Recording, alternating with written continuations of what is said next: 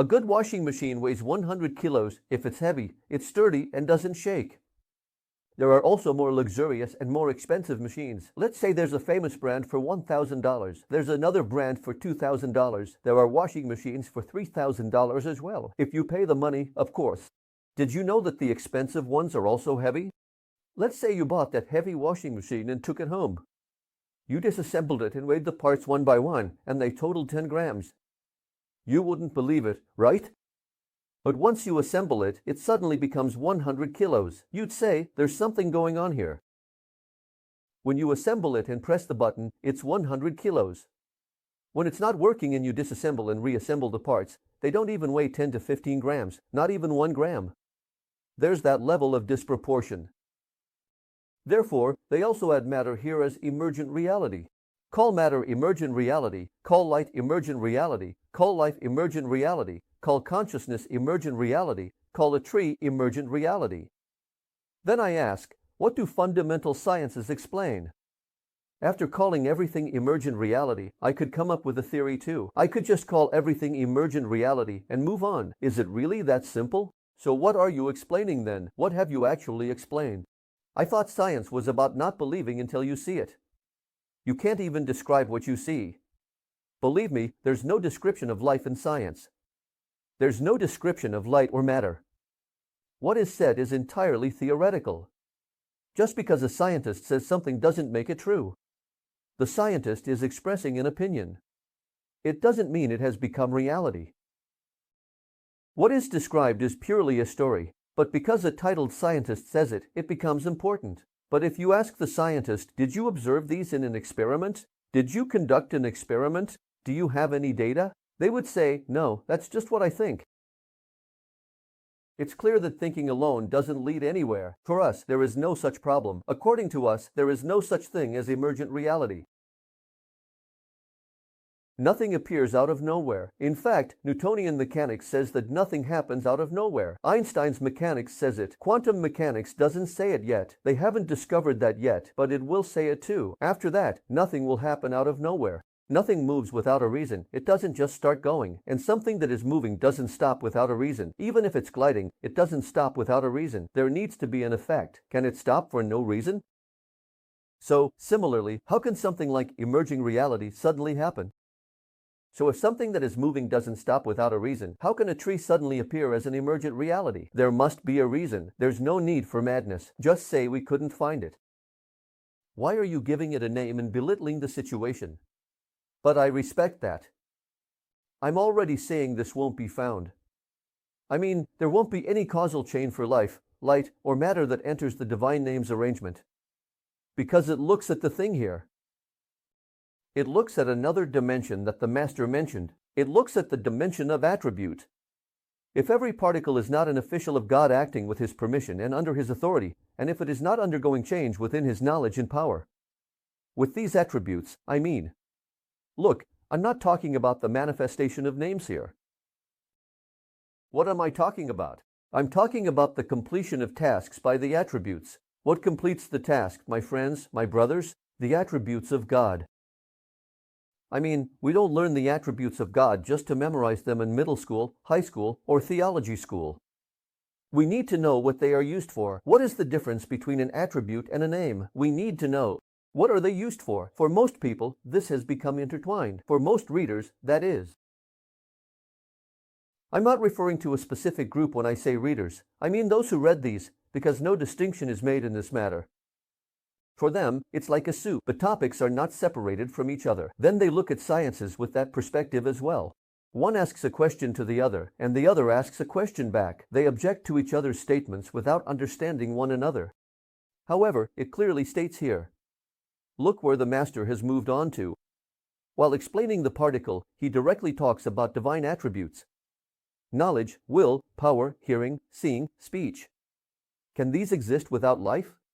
Emergent reality issues hold an important place in science because they refer to everything as emerging reality in the main subject. Life, consciousness, colors, the act of seeing, the act of hearing. These are emerging reality issues. Because I tell my friends who say things like, why, man, we can see.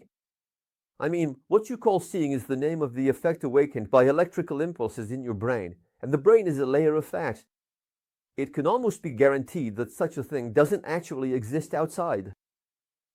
There's no problem with your perception, but it can't be guaranteed with the outside, and such a thing might not exist. Because think about it this way, if these eyes didn't exist, the color of light wouldn't matter. There wouldn't be such a thing as color. If there's an eye, then there's color. If there's no receiver, there's no such thing as color.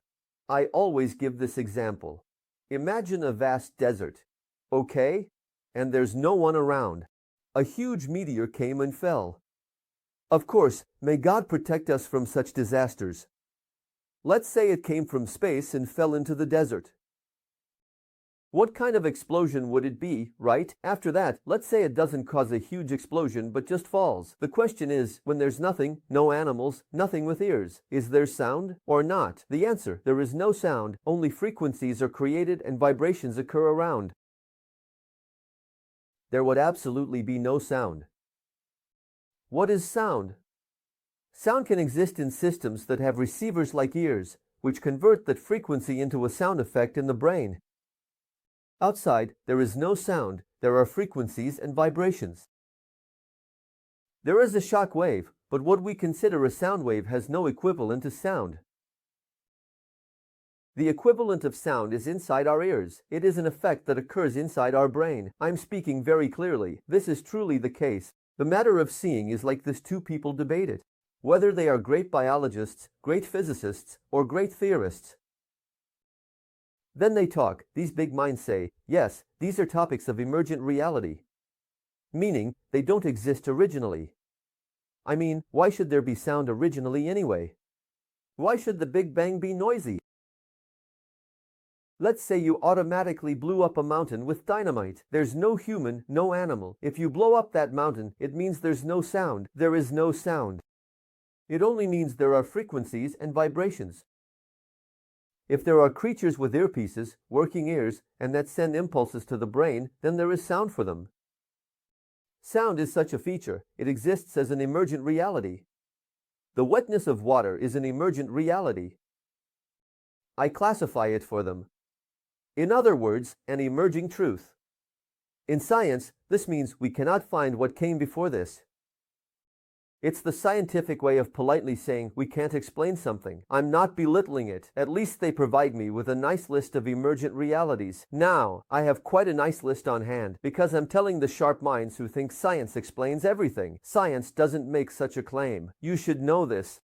If every particle is not an official of God acting with His permission and under His authority, and if it is not undergoing change within His knowledge and power, then we're talking about divine attributes here. That's what we're saying. Divine attributes. Then, there's the matter of seeing, hearing, and knowing. Look it up on the internet and you'll see. Award-winning physicists are asking, do the particles have consciousness? Meaning, do particles have consciousness? This is being discussed by great physicists. There's a channel called Theories of Everything. Check it out. Professors from Oxford, Harvard, and other places gather there, and they share their theories, these world-renowned professors. This topic comes up there as well. Why do they think they have consciousness? Because they observe manifestations like seeing, knowing, and will on these subatomic particles. That's why they think this way, such as this. In other words, they say we can't draw our guns faster than our shadows like Lucky Luke because the particles already know what we're going to do. In other words, they know which hand we will use to draw the gun, which trigger we will pull even before we do it. So, there must be something special about this. This topic is not something that can be explained in a sequence like science does today, saying this is the reason for this, and that is the reason for that.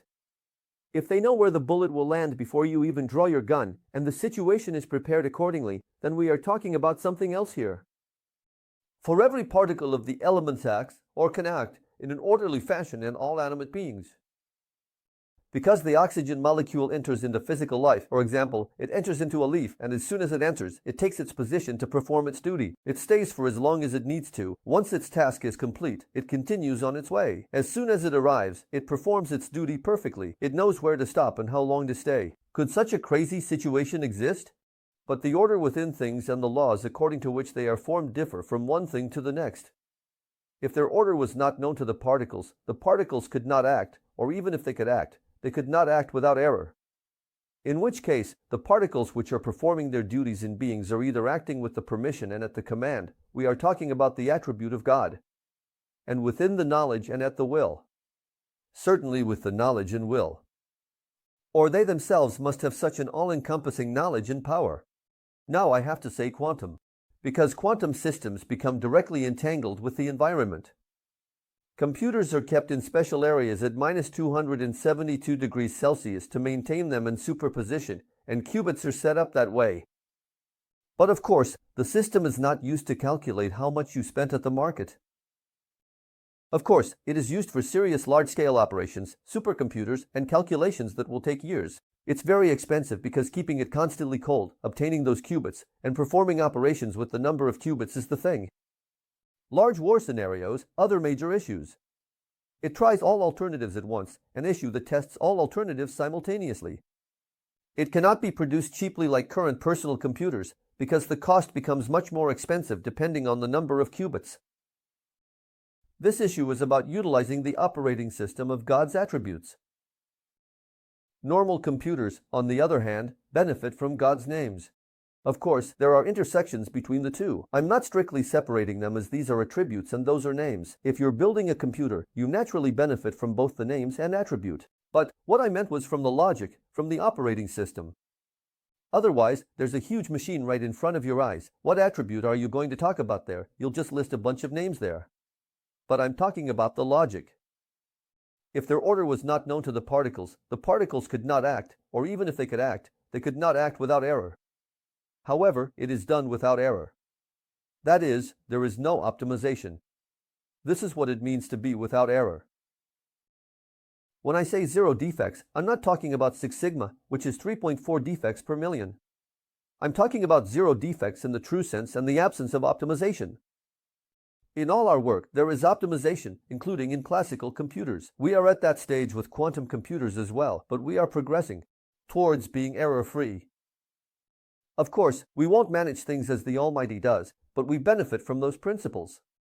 In which case, the particles that are performing their duties in beings are either acting with the permission and at the command, and within the knowledge and at the will, of the owner of an all-encompassing knowledge, or they themselves must have such an all-encompassing knowledge and power. In other words, the particles of the universe knew what entanglement was before we discovered quantum computers. They knew how to be maintained at -272 degrees. Accordingly, they positioned themselves, and the most perfect routes are these and those. They could be prepared to be implemented without optimization. Those stars made of stone, gases, with explosions inside, and massive gas masses containing radiation bursts put those routes into effect smoothly without optimization. You are trying to explain the event, and in front of you is what you call the big three-body problem, which is essentially many-body physics, and I believe that's where physics truly begins. But since I can't say much about it, these are matters we handle with iterations that don't quite fit the numbers. What I will say is this: it's clear that we currently don't know much about the universe's operating system. What we do know is important, but the part we know shows how perfectly it works. However, it doesn't fully show how it works.